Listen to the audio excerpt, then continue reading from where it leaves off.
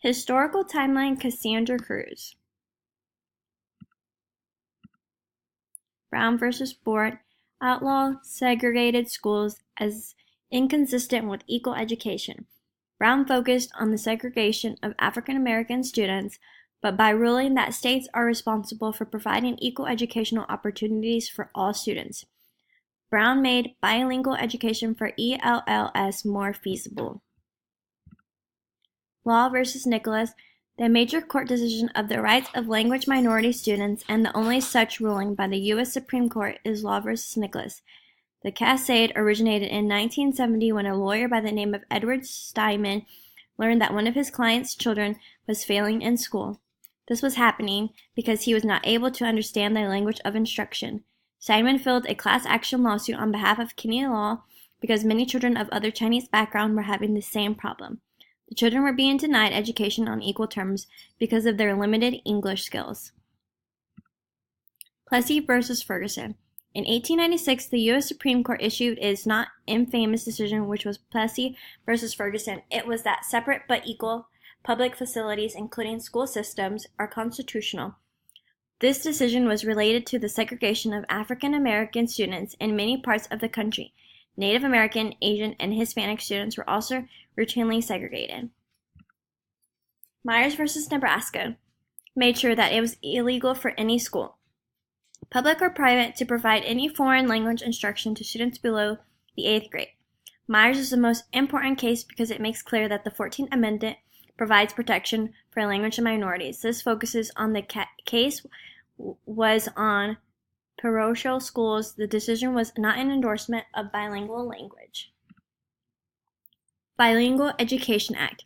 The U.S. government signaled its first commitment to assisting students with limited English skills. This is also known as Title of the ESEA, which authorized resources to support educational programs. This helped train teachers and aides to develop and disseminate instructional materials, also encouraging parental involvement as well. The original Bilingual Education Act did not require schools to use a language other than English in order to receive funding.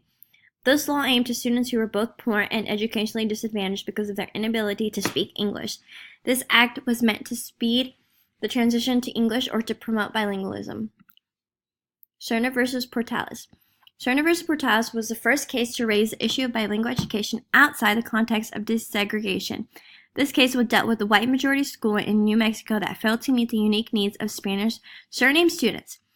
The court found the school programs for these students to be inadequate. This case was decided in 1972. Later, it was appealed to the 10th Circuit Court of Appeals and decided in 1974, just 6 months after the law. It makes clear that schools cannot ignore the unique language and educational needs of ELL students. Castaneda versus Pickard. The appellate court relied on the EEOA, not the law decision, to mandate special help for English learners. It ruled that, in passing this law, Congress had thrown its weight behind law, meaning that educational neglect violated the civil rights of language minority children. Whether or not they have been victims of deliberate discrimination, the first criterion under the Castaneda is quite easy to meet, since experts have been willing to endorse a wide range of pedagogical treatments, including one-year immersion model mandated by Proposition 227. Elementary and Secondary Education Act of 1965. This act addressed the academic needs of poor children. There has been a time where it was greatly complicated the lines of authority among federal, state, and local officials over public education. It has provided financial aid support to support programs for English learners. It has also taken steps to ensure that these children have an equal chance to succeed. No Child Left Behind Act. No Child Left Behind Act is a federal policy for language minority students learning English. Under the law, 2002 law, states are required to test students in reading and math in grades 3 through 8 once in high school. The major focus on No Child Left Behind is to close student achievement gaps by providing all children with a fair, equal, and significant opportunity to obtain high-quality education. National Defense Act of 1958.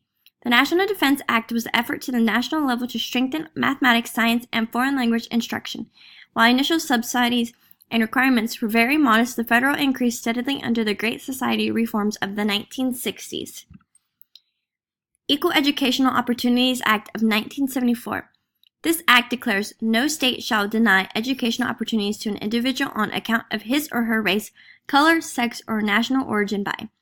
At a time, this was viewed as a declaration of the legal right for students to receive bilingual education under the assumption that this is what law essentially mandated. And here's the reference slide. And that is it.